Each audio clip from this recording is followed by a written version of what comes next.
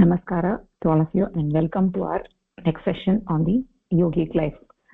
So, before we go to our pravachan, I wanted to talk a few things. So, there are a lot of people who have interest in spiritual life and they wonder as to, how to progress forward. Right? We know that yogic life is very beautiful. It beautifully helps us to proceed forward. But there are three things which are very essential for individual progress, right? So what are the three essential factors for individual progress? So first thing is pranipata. First thing is pranipata.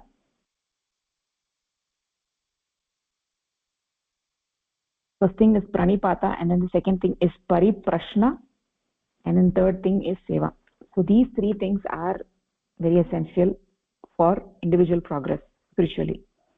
So what is pranipata, what is pariprashna, and what is seva? So pranipata means complete surrender, atma samarpanam, sampurna rupena atma samarpanam. Complete surrender is called as pranipata. So the even little bit of that pride in the mind will not help. So when you have that little bit of pride in yourself, then that means you have not done the atma samarpan. So how do we know that we have done complete atma samarpan? That complete self surrender is when we don't have even little bit of that pride, that ahankara, right? So the person who has this ghamand, a person who has this pride in himself, a person who has this ahankara, such a person, he may think that he is the brightest, he is the smartest, he is the most intelligent man in this earth, and what he says is very good. He is thought through it so beautifully, and whatever he is saying is extremely good. But actually speaking, the person who is having this ahankara, he is the biggest fool in this world, right? So in this world, people have this ahankara for different things. Some people have ahankara for knowledge, right? Some people have ahankara for his intellect. He has very sharp intellect, so he has ahankara. Some people have a lot of money, right? So they have ahankara. Some people have they have very good in some art, so they have ahankara. Some people are very good in writing, so they have ahankara. Some people look very beautiful, right? Outside they feel they look very beautiful, right? They're fair in color, so they have ahankara. So but actually speaking, a person who has his ahankara is the greatest fool, right?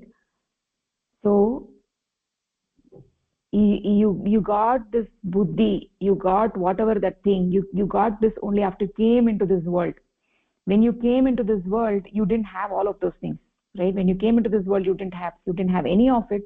After you came into this world, you got those things with the grace of Paramapurusha.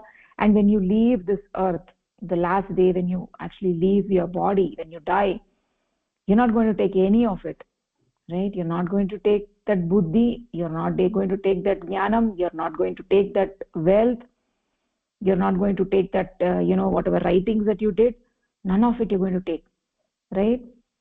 And your brain is like a small thing, right? And how much of buddhi that can have, right? Even though we have so much of ahankara for that buddhi, but the brain is a small little thing, and how much buddhi one can have, right? And did we create that buddhi? No, we didn't create that buddhi. How did we get it? We got it through the grace of Paramapurusha, right? We got it because of Paramatma.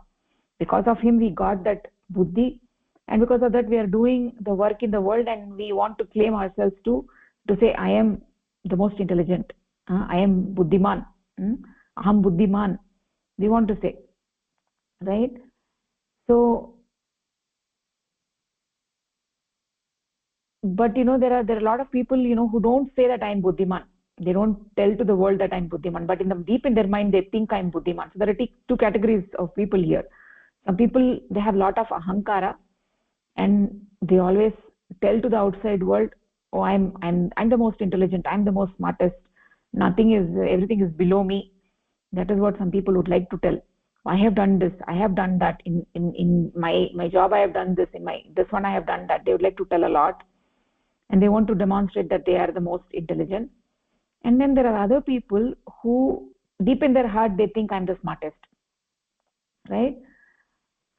So this education or this knowledge is also like that only. We did not come with it, we got it through the gift of Purusha. The wealth also, right? In this world, anything that we have, and we have this ahankara, that I am the greatest, that kind of ahankara we have.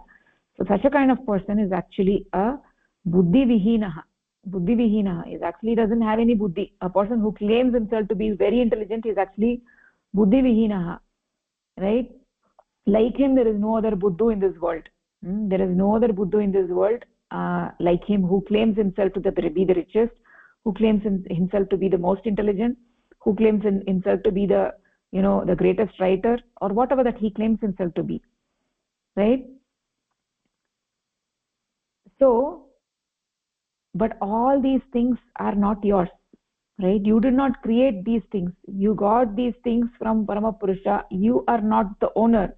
How do we know we are not the owner? Oh, I have this body, and I'm using my body, and I am the owner of this body. How you're saying I'm not the owner? It's my buddhi, right? It is my skill, it is my this. But did you come with all that when you were born in this earth? You do not come with all that. It was given by Parama Purusha, by his grace. Everything that you got is by his grace. And if you were the owner, then when you die you will take it with you, but you don't take it with you, right? So this ahankara is the worst kind of mental disease. And this superiority complex, that I am the greatest, is also the worst kind of mental disease. It is just sheer vanity, right? So if you want to get more, if you want to be the most buddhiman in this world, how do you be the most buddhiman? Is by being a bhakta. By being a bhakta, by serving, by doing so seva to the society. That is how you can be a buddhiman, right? And for doing all of that, what you need, the first fundamental thing that you need is complete surrender. Complete surrender, right? Nothing is in my hands. Nothing is in my hands, right? We think that I want to do this, I want to get a job, I want to get my daughter married, I want to do this, I want to do that, I want to get married, whatever that may be, the desire you have. We think that we have the power in our hands, and we can do something. But actually speaking, even a blade of grass in this earth, it moves because of Paramapurusha's grace. If he did not want it, then the blade of grass also will not move, right? So what you fundamentally require is Atma Samarpan, complete surrender, right? Surrender at his altar and get everything. So what is the first requisite or a essential factor for a sadhaka is pranipata. Pranipata means complete surrender to Paramapurusha. You don't have even little bit of ahankara. You don't think anything is because of you, right? You don't have that ahankara. When you do that complete samarpan, then agragati is very easy. It's very easy. When you hold everything, when you hold on to everything and think that I have done, when you hold on to it, then you have this baggage, then you have this burden. Or say, oh, I have done it, I have not got it. Oh, I did this, but I did not get any results. I did that, I did not get any results. So this lot of baggage and lot of emotional weight there, right? It just makes you feel heavy in your heart, right? But when you do complete surrender and take whatever is given to you as prasada, right, as Paramapurusha's prasada, right, as if you are the hands and legs of that Paramapurusha, then what happens? Agragati is very easy. Moving forward is very easy. So the first thing that we need is pranipata, complete surrender. Then the next thing is pariprashna, right? Pariprashna. The second factor that a sadhaka should have is Pariprashna. Prashna means question. We know that prashna is question. What is pariprashna? Right? So in this path, as sadhakas, we may ask 100 different kinds of questions. We may want to know this, we may want to know that, we may, we may have doubts, we may, whatever, somebody is saying, we may have doubts to say, oh, why should I accept it? Why, how do I know it is correct? So we may have zillions of questions, right? But as a sadhaka, you should not be asking all of those questions. The questions that you can ask is really, the questions are those questions that will give you spiritual progress, that will help you move forward. So we should not ask superfluous questions. Superfluous questions, right? The questions for which the reply will not help in your spiritual progress. So we should be asking only those questions which will help you in your spiritual advancement, right? So we even when we are asking questions, right, we want to show our ahankara, to say, oh, I am great, I have asked a brilliant question over here, my question is very beautiful, it is an excellent question. That is what we think. Every question we ask, we have that ahankara. We say, oh, I am the most intelligent and I'm asking this question. Yeah, this is the most brilliant question. That is what we want to show the world, that I'm asking a very nice question, I'm asking a brilliant question, right? And we want to know, in our deep in our mind, we want to know, okay, let me ask this question, let me see if he or she can give an answer, right? That is what the intention is there generally in people's mind, right? So he's such a big pandit, so let me ask him this question, right? And see whether he knows the answer to that question. So we want to test. Sometimes we ask the question to test the other person, right? We want to test them to say, oh, does he know it? Really, does he know it?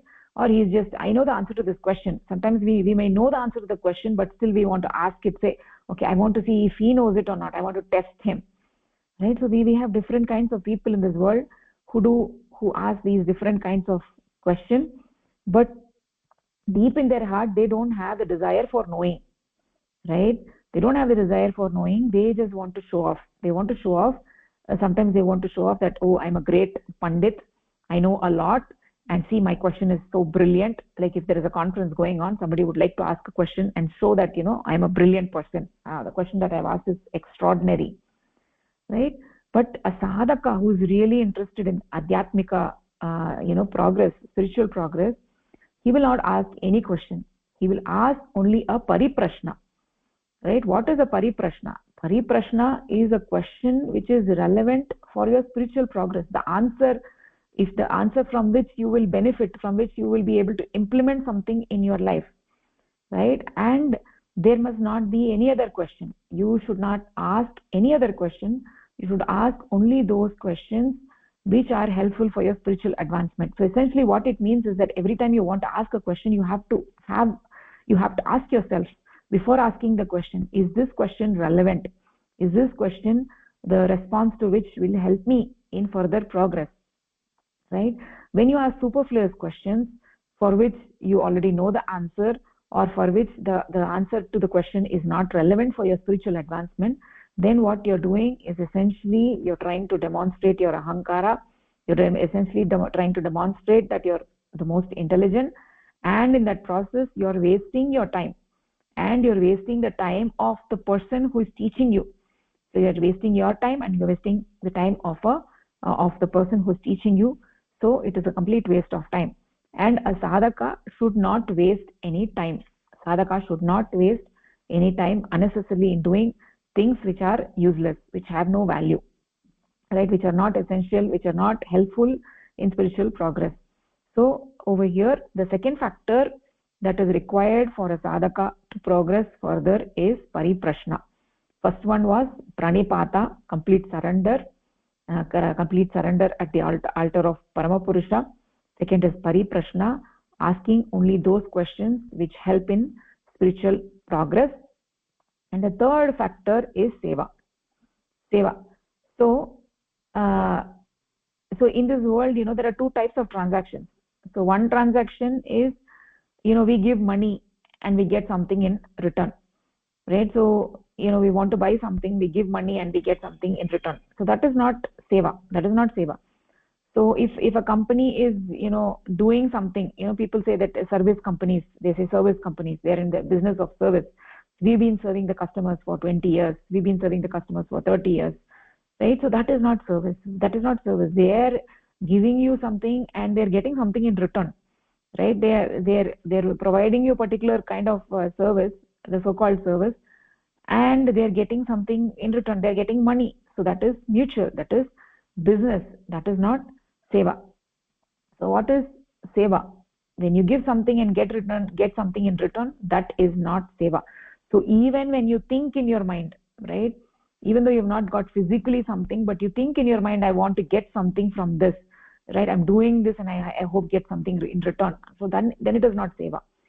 So seva means you're doing something and not getting anything in return, and you're not wanting anything in return. You're not expecting anything in return. You're feeding some children, and next day you don't want your name to be in the newspaper saying, oh, this person has fed 1,000 people. No, you're giving some money to somebody. You don't want your name to be published, published everywhere, saying, oh, you gave this much of money, right? So people give donations to different organizations, and then they have their name written all over the building, right? They have their name written specially, say, oh, this person contributed this much money for this organization. So that is not seva. Seva is when you're doing a service without getting anything in return, without doing any advertisements that I got something in that I have done this seva, and not even wanting something in return. You're not expecting anything in return. You're just doing seva just for the sake of it, right? When you do something and get something in return, like get some money, then that is business. That becomes vyapara. That is a vyavasai, right? That is not a seva. Those people who are in the business, they say, I'm in the service, I'm doing service, I've been serving the customers. That's all. That is not seva. That is actually, they have been in the business, right? So that is not seva. Seva is, we have seen how there are those different types of seva that we have seen, right? The viprochit seva, kshatriyochit seva, shudrochit seva, vaishyochit seva. We have seen those different kinds of seva. That viprochit seva is that you're giving a seva in terms of knowledge, right, which is helping them in spiritual progress, right? It's like, for instance, if you teach somebody yoga class, the Yoganishta Jivanam, then that is viprochit seva, right? And then the vaishyochit seva is that if you're giving somebody some money or something to help them, right, money or to go clothes or something, that is vaishyochit seva. And then shudrochit seva is essentially when you're doing some physical labor to help somebody. You're experiencing some kashta, like for instance you go and serve people in the hospital, right? So that is, you're physically helping them. So that is shudrochit seva. And then kshatriyochit seva is when you're protecting somebody, right? Like let's say somebody is in the bus stop and somebody is teasing them, so you stand for the other person and you try to protect the other person. That is the shudrochit seva. All these different sevas are very, very important, right? So in all these are all called sevas. Not every person can do a seva. Who can actually do a seva? It is only a sadhaka who is in the Brahma Bhava, who is thinking of Paramapurusha all the time. He is the one who can do the true seva, right? He has done the Atma Samarpan to Paramapurusha, and he is actually doing the seva as the hands and legs of Paramapurusha, because this whole Srishti is Paramapurusha's, right? So the Srishti, everything in this Srishti is Santan of Paramapurusha. So when you do seva to somebody, that means you're pleasing that supreme entity. You're not wanting anything, and you're doing so just like when you serve children, right? Mother has 5 children, and when you go and feed the children, let's say that they're very poor and they don't have money, and the children are all starving, and so when you go and feed the children, the mother is extremely happy when you feed the children. Even if she didn't get the food, but if her children are fed, she's very happy. Oh, at least my children are fed, right? So just like that, when you help the children of Paramapurusha, then Paramapurusha is extremely happy, just like a mother. He's extremely happy, right? So when you do the seva, you're not expecting anything. You're not expecting anything in return. So that is what is actually called as a seva. So I said pranipata. Pranipata is complete self-surrender, Pariprashna is asking only those questions which will help you in your spiritual progress. And then seva. Seva is very important. We've been talking about this a lot, like atma moksham, atma mokshartam, jagat hitaya cha. Atmanaha mokshaha. Atmanaha mokshaha. So that is everything that we talked in the Yoga Nishcha Jivanam, doing sadhana, doing asanas, taking sattvic ahar, all of those, sadhana and sadhana angas that we talked about. Those are all very much essential for atma moksha. And seva. The next is atma mokshartam jagat hitaya, jagat hitam, right? Jagat hitam is very, very important. So even the Vyasa who wrote the Puranas, he says in this world there are only two things that is required, right? Paropakaraha punyaya, parapidanam papaya. So if you're doing paropakaraha, if you're helping somebody, that is punyaya, and paropakaraha is punyaya. Parapidanam, if you're harming somebody, right, that is papaya. So we are not doing paropakara just for punya, right? We are not doing paropakara for punya. We are doing paropakara, we are doing seva because we want to please that supreme entity, and that is what actually helps us to progress forward. It helps us to remove that ahankara, right? When you're serving somebody, that it helps us to remove our ahankara. It helps us to forward. So we should have this niswartha seva. Niswartha seva comes only when you are a sadhaka. When you have done this atma samarpan, then only you get the niswartha seva, right?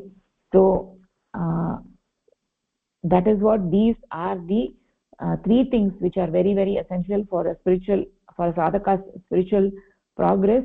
We have come in this universe for a limited period of time, right? So that the time that we are here, that short stay that we have in this universe, that should be fully utilized, right? So for that you need to engage in these three things: pariprashna, pranipata, and seva. So we should always remember that we should not waste time. We should do good use of our time, right? Our time should not be used in superfluous talks. We should not waste our time in just doing chit chat, right? There is no use of doing gupshup, right? There is no use of doing gupshup. We are not going to get any benefit from doing that gupshup. So unless that gupshup is relating to adhyatmic jivanam, any gupshup relating to adhyatmic jivanam is a good gupshup, but any gupshup is relating to some laukika things is not a good. It's not a good use of anybody's time. It is a wastage of anybody's time. So nobody should engage in gupshup, unnecessary talks, and in that the time can be utilized in doing Bhagavad Chintana. It is important to think of Paramapurusha in that time also, right? So that is what I wanted to talk over here. So now we can actually go back to our pravachan that we were actually talking about.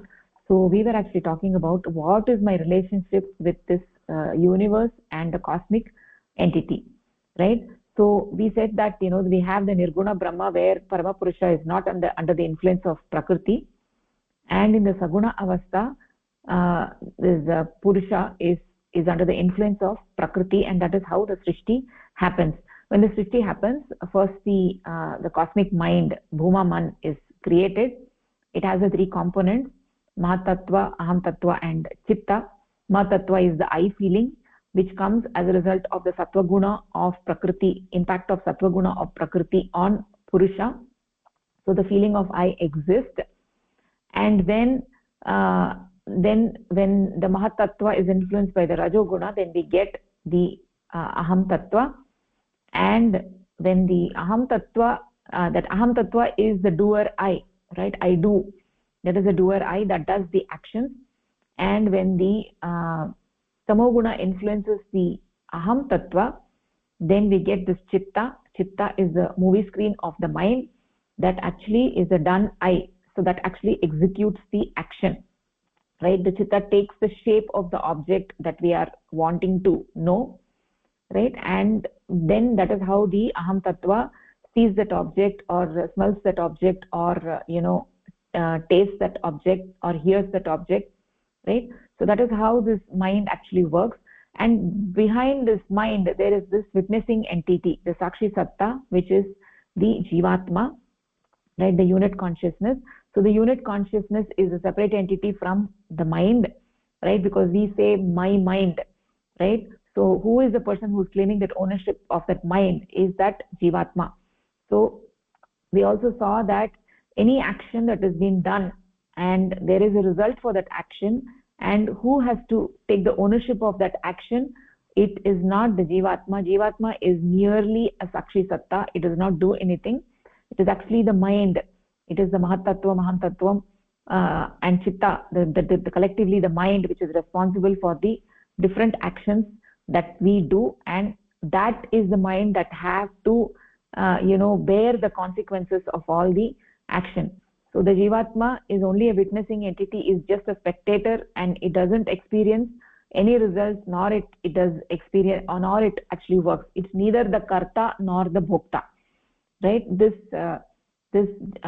mind is ultimately the one which is doing all of that, and so ultimately the Mahatattvam, the I feeling, is the one which becomes ultimately responsible for all the actions that we do, because it is because of this knowledge of I exist that the Aham Tattva and Chitta are able to do their task. So ultimately the Mahatattva becomes the I feeling becomes responsible for all the actions that we do, right? And whenever we do any action, whatever the action may be, there is a reaction. There is a reaction for that action, and that is the way in which Prakriti restores the mind to the original status, the normal status, right? So just like how when we press a rubber ball, there is a depression in the rubber ball, and how the rubber ball comes back to its original shape, right, by an opposite force. Like that, when there is an action done by the mind, there is an opposite reaction that has to be experienced by that particular mind which has done the action, right? So nobody can escape the reaction to any potential reaction to any action. Nobody can escape the karma pala. Everybody has to experience the karma pala for whatever actions that they have done. And also we have seen that the action is not only physical actions. For physical actions we use the indriyas to do the physical action, but there are actions where there are thoughts that go in the mind, right? There are things that we think in our mind, and those also create reactions. And for the thought process in the mind, we don't need the indriyas. And even there also, for whether the action is mental or physical, the person who is doing the action will have to experience the karma pala. So if this is the case, then for a sadhaka, he's constantly having these karma palas, because he's constantly performing actions. There is not a single moment where we are not doing any action. Either we are thinking or we are physically doing any action, and each of that action will have a karma pala.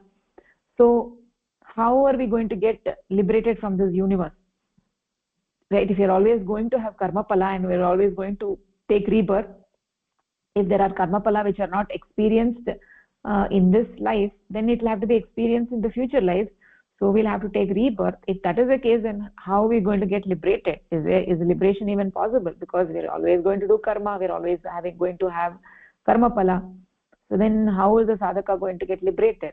So the first thing is that how the sadhaka will get liberated is that first the sadhaka has to realize that he's under bondage, right? So if he doesn't realize he's under bondage, then he will not work towards liberation. So first the sadhaka should realize he is under bondage. When he realizes he is under bondage, then he will make efforts, right? When he realizes I want to get liberated, right? There is mukti akanksha, that I want to get liberated, then Paramapurusha will actually show the way. He will show the way, and they will engage in sadhana, and by that process that person will get agragati.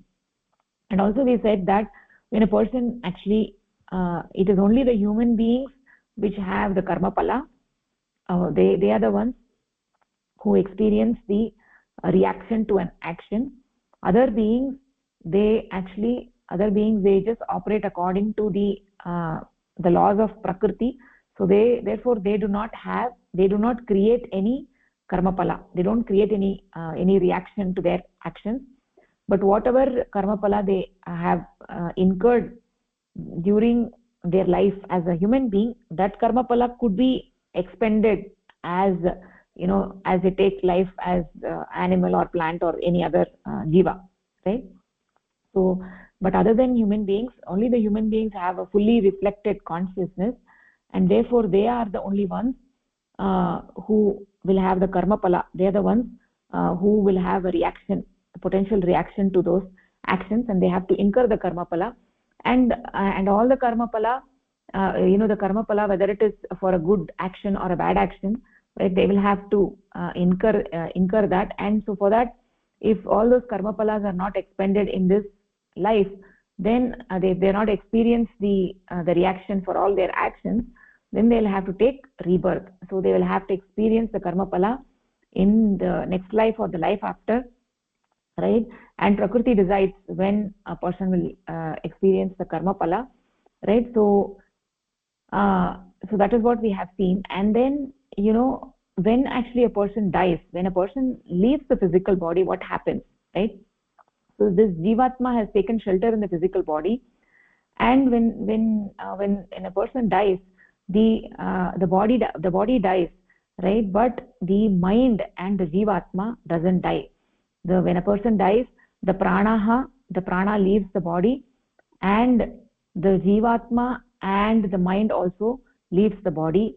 So the mind will have the baggage of the karma palas, so that when Prakriti assigns this jivatma and the mind a different body in the next life, at that point in time, that body will experience the karma pala.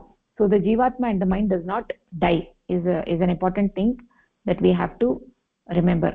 So death of the body does not mean death of the unit consciousness and mind, right? It is only the death of the physical body.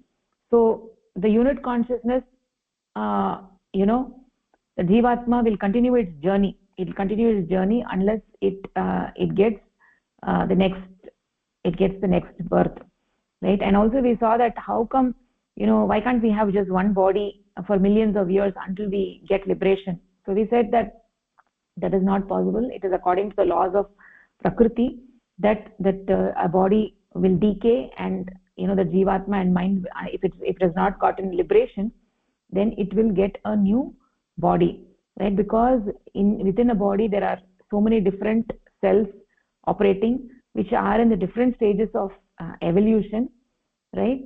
So essentially within the body we have so many jivatmas.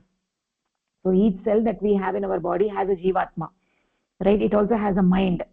So if we are in the same body, then all those cells will not get an opportunity for moving forward, right? They will be stuck in this body. They will not get an opportunity for moving forward.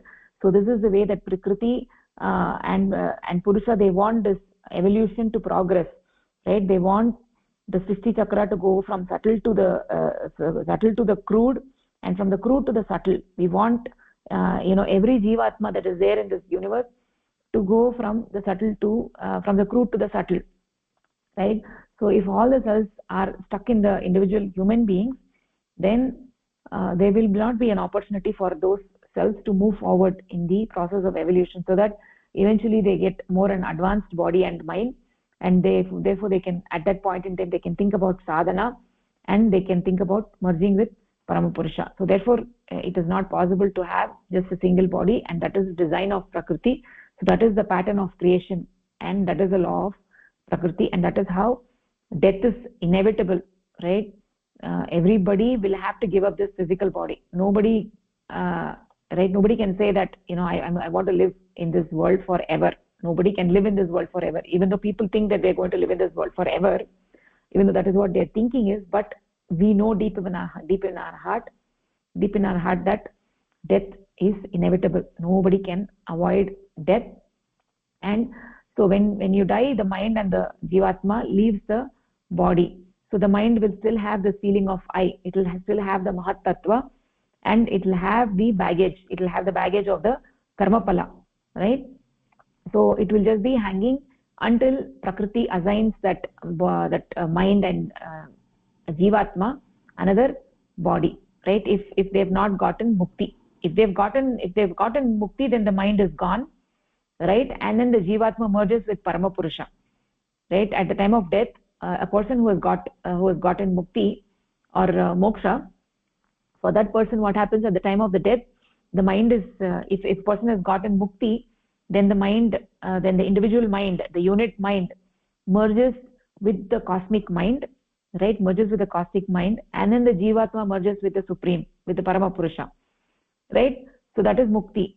So in the case of moksha, what happens is that person's mind is completely dissolved, right, just like the salt dissolving in water, the mind is completely dissolved, and the jivatma merges with the supreme. So for such a person, because the mind is not there, there is no karmapala, there is no karmapala, the karmapala is all gone, so there is no mind, and that person will not get a rebirth. So as long as one has an individual mind, then the person is guaranteed to have a rebirth, to experience the karmapala. So that is what we have covered so far.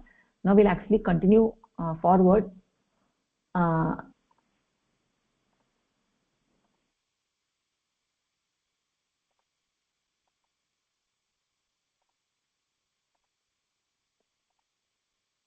Can you see my screen? Bhagini. Yeah. Okay, Shubham Bhagini, do you want to read this?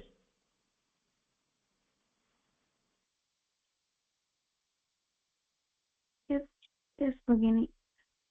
Which paragraph, Bhagini? One works with. Yeah. Okay.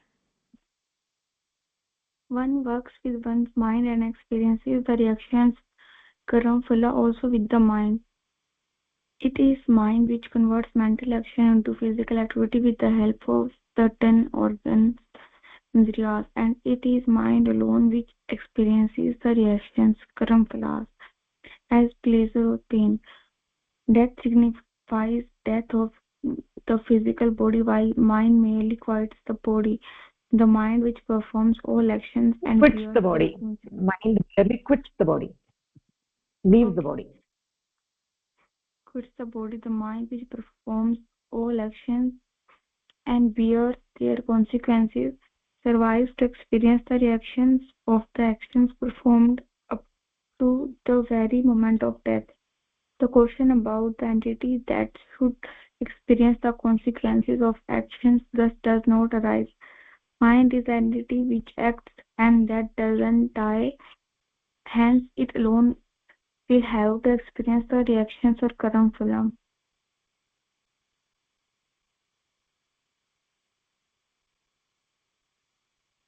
Okay, so in this paragraph it is saying that uh, like we have to experience karma phala with mind, and because mind is the one that converts our mental actions into our physical actions with the help of our 10 indriyas, and the mind only experience karma phala, like whatever they are, pleasure or pain. Death means death of physical body, but mind is mind not leave the body. Mind performs all actions and also bear their karma phala.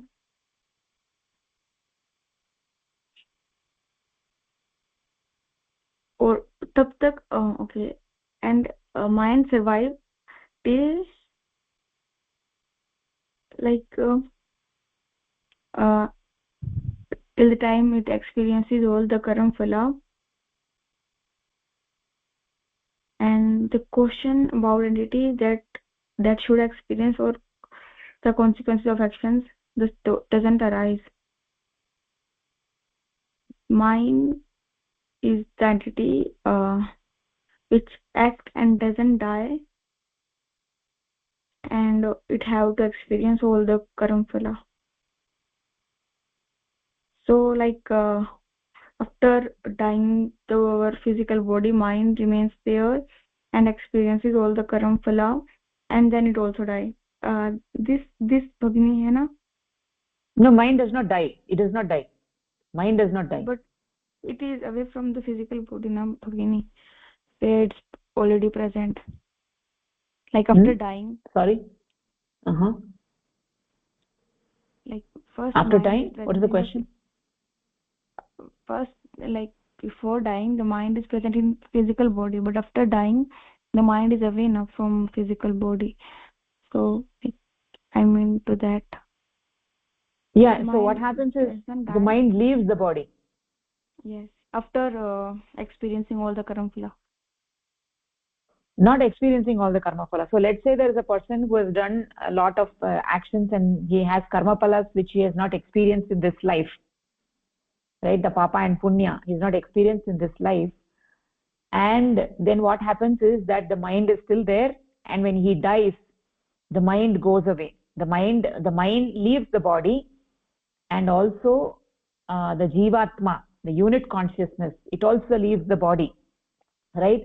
So the karma phala is attached to the mind, so that mind will be waiting for prakriti to assign a different body according to the karma phalas, right? Let's say that person has done all good karma phalas, good karma, right? Then maybe he'll get a human body in the next life.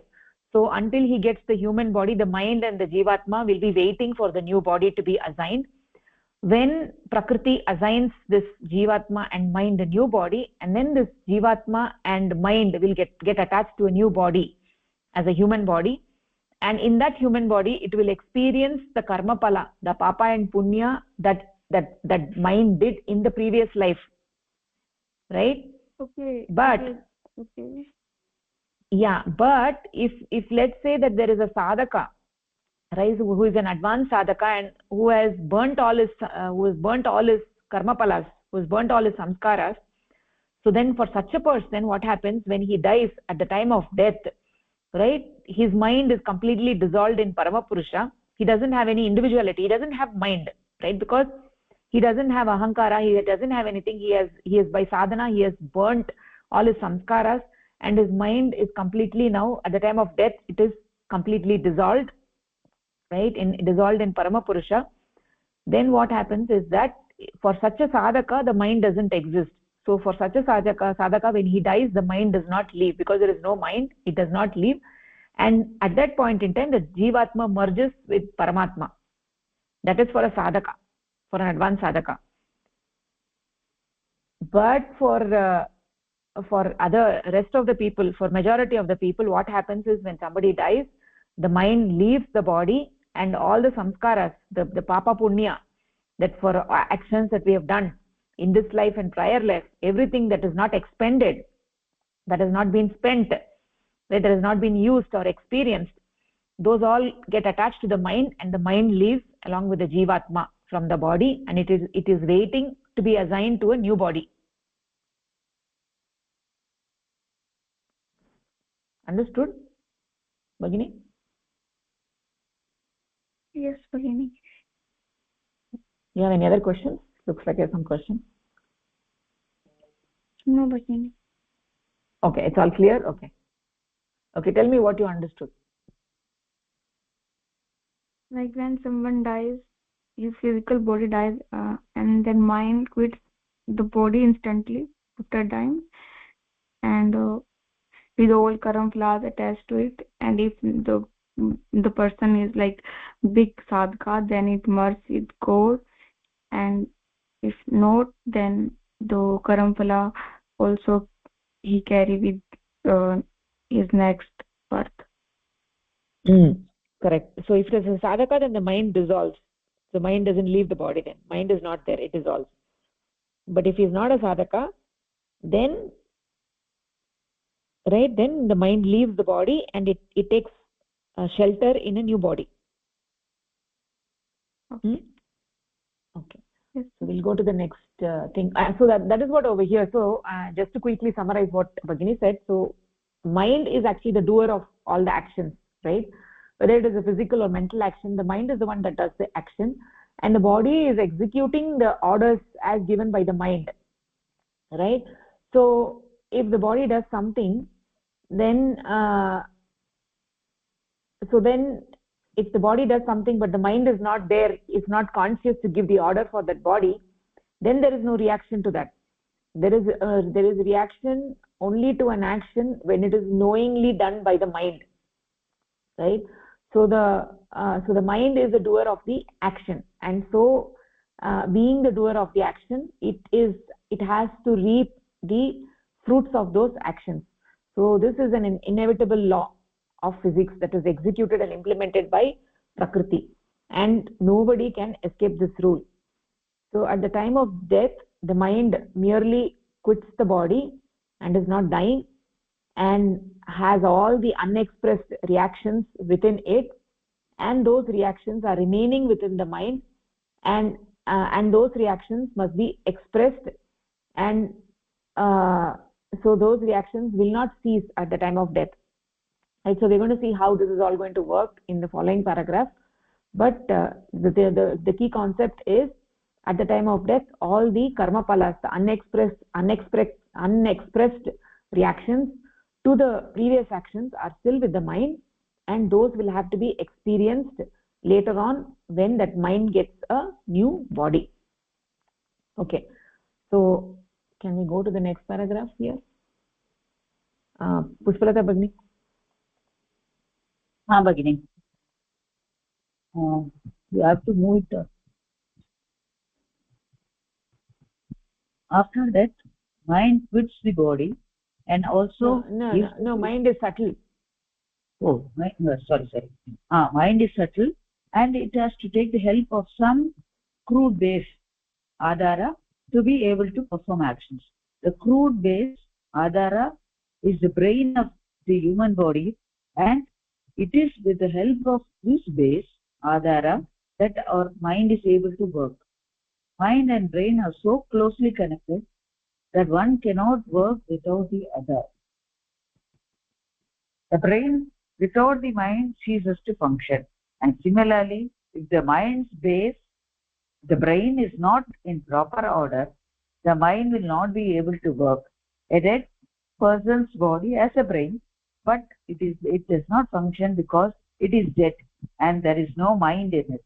Similarly, when a person becomes unconscious or is made so with the help of anesthesia, his or her brain becomes non-functional for some time, with the result that the mind also does not work.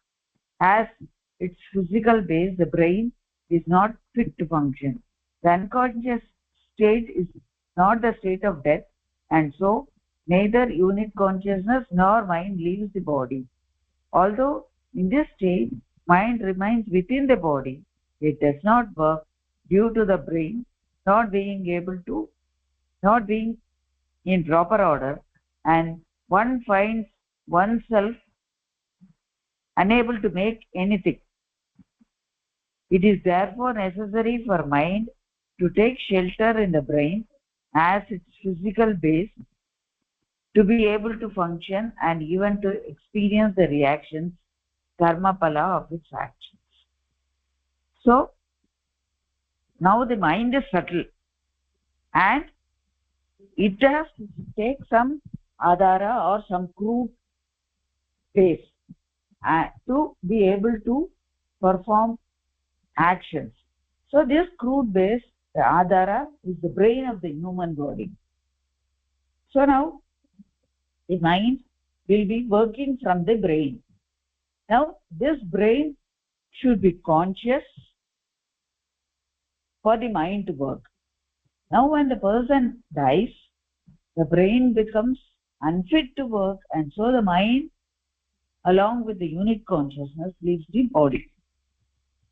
And if he be hanging, till the Prakriti is going to find another body for him.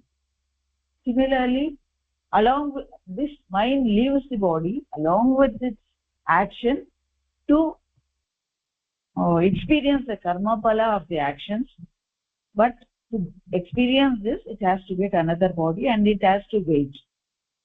Similarly, the person in unconscious state, or if he is on anesthesia, it doesn't mean that he is dead.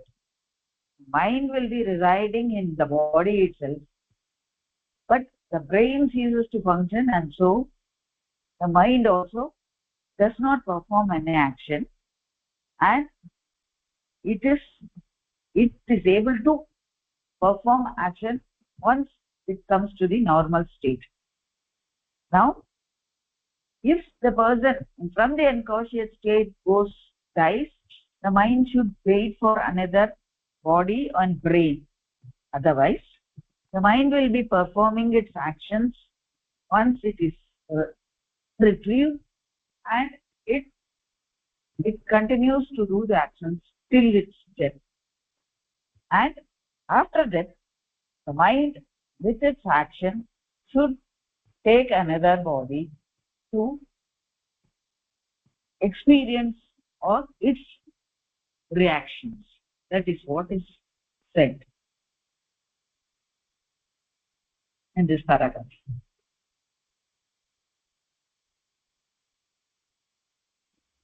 Yes, Bhagini, nicely said. Yeah, that is the point. So we said that, every action has to have a reaction, right? Every action has to have a reaction.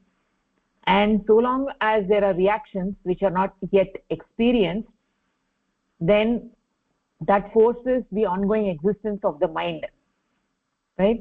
So long as there is even one reaction which we have not experienced, which have not expressed, then the ball is depressed. Just like how we saw the ball is depressed, one part of the finger is depressed into the ball, and so the ball has to continue to do its work of regaining its original state. So in a similar way, the mind, as long as there are unexperienced reactions of previous actions, it has to continue to exist, and in order to experience the reactions of its past actions, then that mind has to take shelter of the brain within a body. So that is essential, right? That gives us an important adhara, right? It gives us an important adhara. So in the human body, the mind, it takes the adhara of the brain, right? And with the help of the base adhara, brain, the mind works. So the mind and the brain are so closely connected, right? So the brain without the mind ceases to function, and similarly, if the brain is not in proper order, then the mind also will cease to function. So they're very, very closely connected to each other. So at the time of death, this mind is actually just leaving the body. It is not destroyed and does not cease to exist. It just continues its onward journey as long as there are unexpressed reactions to the previous action, and then it will take it needs a physical shelter.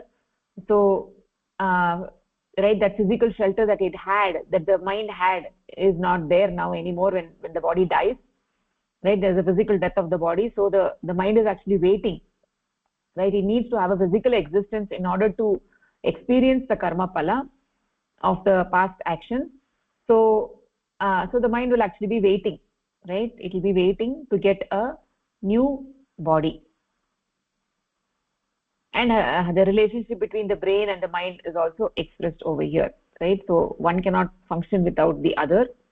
So at the time of the death, the brain also dies, but the mind doesn't die. The mind leaves the body, and the mind cannot function without a brain, without the adhara, and that brain is in a physical body. So until it gets the physical body, the mind is actually waiting to experience its karma phala. So that is what has been said over here. We can actually go to the next paragraph. Shubham Bhagini, do you want to take this? Yes, Bhagini. After death, mind quits the body and also gives up its physical base, the brain. It had, however, been performing some actions or other right up to the moment of death, and will have to experience the reaction karma phala of those actions.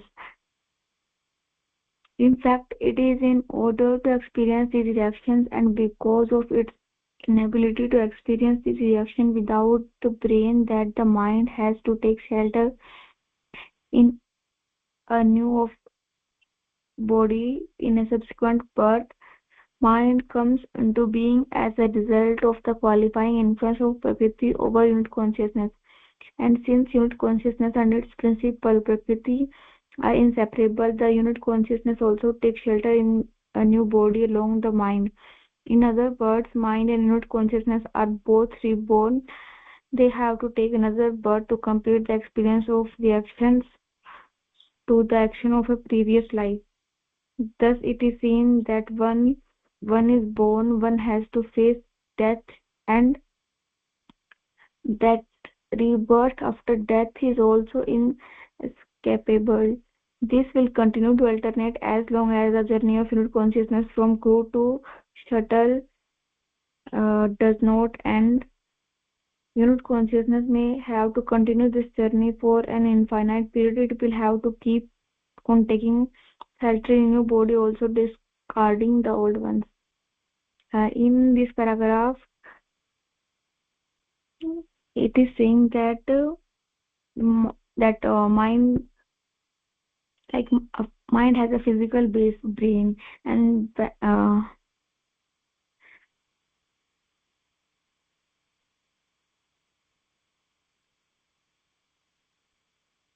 when body dies, brain also dies. So the physical base of mind dies, and and of and without the brain, mind can't perform actions, but mind has to experience the karam phala. So it take a shelter in a new body in its next birth, and since it doesn't have any physical base, so unit consciousness also take shelter along with it, so that it unit consciousness can provide its a base. So both mind and unit consciousness are reborn, and they have to complete their experiences of reactions of the last life. uh,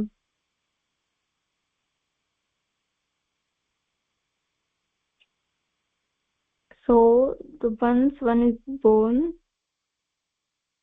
one will die, and that rebirth is also going to happen, and it will continue till the unit consciousness goes from crew to shuttle, means it finally merges with cosmic consciousness.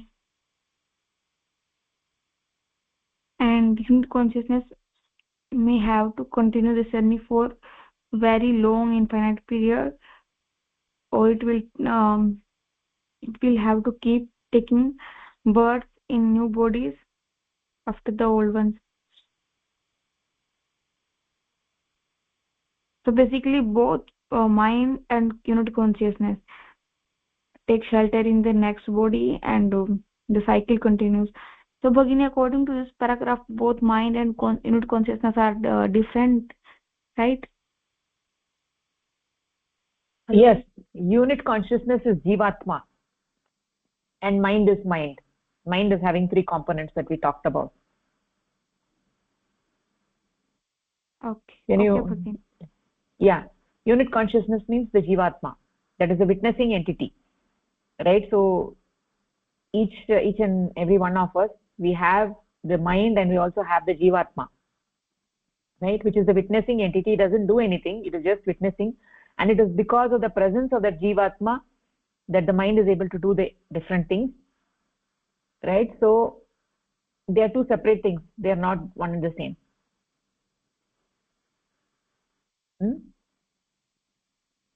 Was that your question? Yes, Bhagini. Okay, so over here we are getting an overview of the process that body is having to end, as we discussed already, and the mind cannot end at the time of death because each and every action has to have a reaction.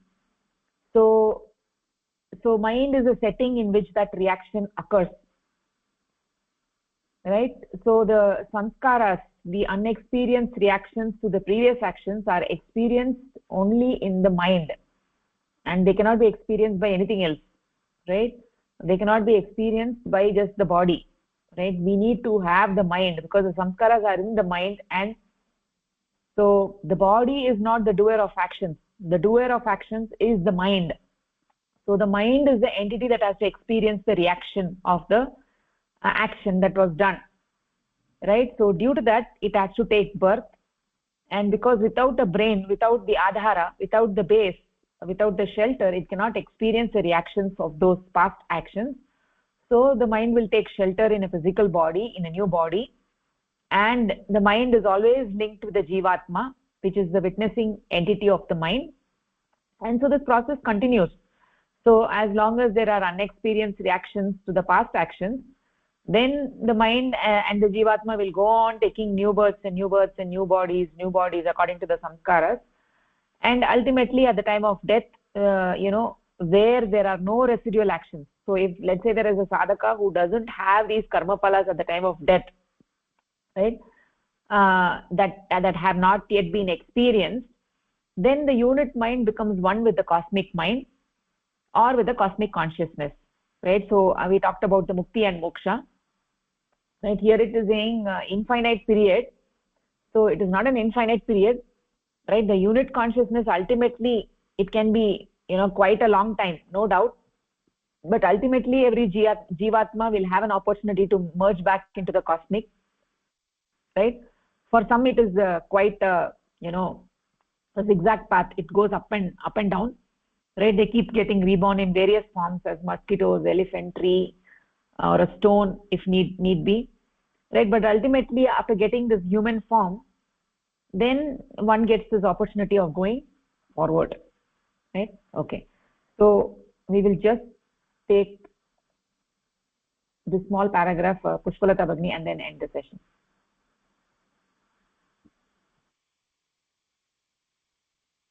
After death, the mind is incapable of any action due to the lack of its physical base, the brain, and has to be reborn for experience reactions of its previous actions. Hence, the concept of hell or heaven, where human beings are supposed to proceed after death, is entirely incorrect. It is believed that one experiences all the pleasures as in heaven, and as a result of one's good deeds, and pain in hell for one's evil deeds. But pleasure and pain cannot be experienced by the mind, which in the state after death is a non-functional unit, until it acquires a new brain at the time of rebirth. Conception of the world of heaven or hell after death is a greatly mistaken fantasy. There is no other world where heaven and hell exist. It is in this mortal world only that one has to be reborn to experience the pleasures of heaven and the sufferings of hell. So, from the previous paragraphs, we saw that the mind is incapable of any action due to the lack of its physical base, the brain. So, the mind cannot work on its own. So, now it has to experience the karma phalas of its done by its actions in the previous birth. So, and the concept of it going to